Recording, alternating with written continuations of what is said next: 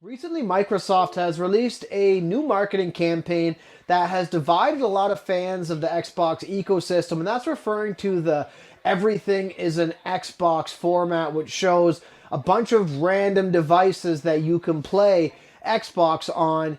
And in some ways, people are assuming that this means that Microsoft has bowed out of the console race at this point, which I don't particularly think is the case. And in this video, I'm going to go over what this marketing strategy means and why I think Microsoft is going this direction. So let's take a look.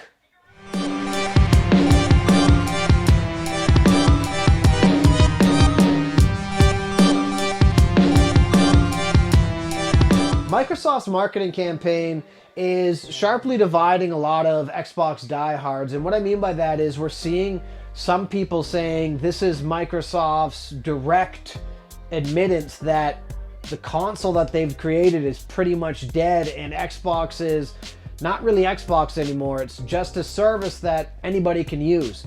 And part of that statement and part of that sentiment that I'm hearing from fans of the Xbox ecosystem, I don't disagree with.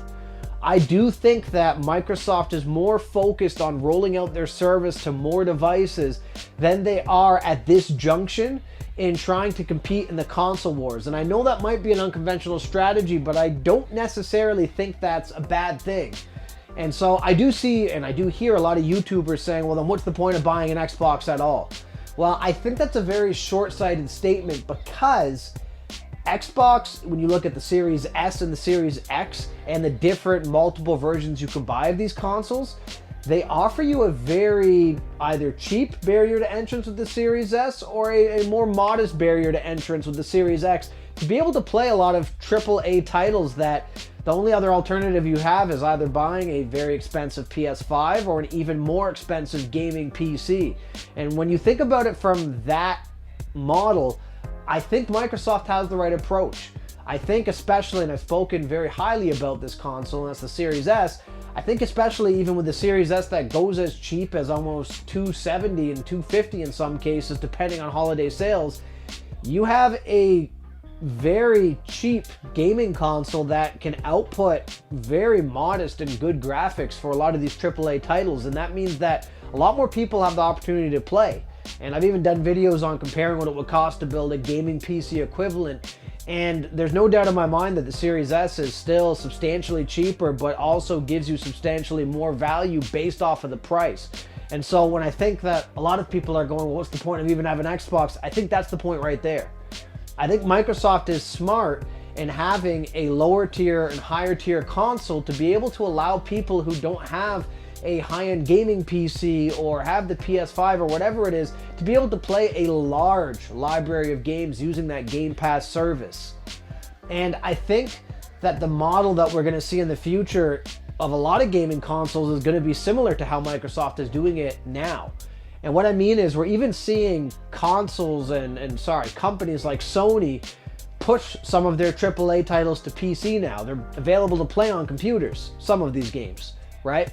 And so I think what we're slowly going to see is a spillover of all these different devices allowing different consoles and different gamers to be able to play these games on their preferred platform, which to me, I'm not against. And I truly believe that the evolution of the next generation of consoles is going to be more in line with you can either go ahead and build a high-end gaming PC or you can buy whatever the next Xbox is and have the option and flexibility to potentially upgrade that as well to keep up with current gaming trends and whatever the next PlayStation is, something along those lines.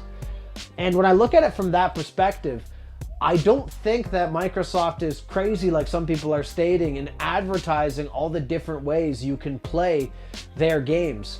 And even when I look at the different devices, I've used some of these. My son and I have streamed his Xbox Series S to his iPad so he can play remotely. I'm a huge fan of the Backbone, and I've played remotely multiple different times on that. I've even given it a try on different streaming devices like TVs and those sorts of things. And I think that this model is very flexible, and I really do appreciate the way Microsoft has approached this. Now, of course, the big elephant in the room is, well, then what's the point of exclusives?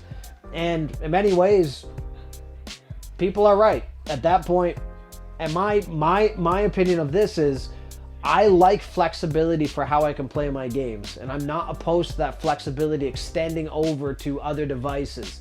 And I think Microsoft, and I'm not shy about this, Microsoft hasn't really done the best job of maintaining exclusives for the Xbox ecosystem.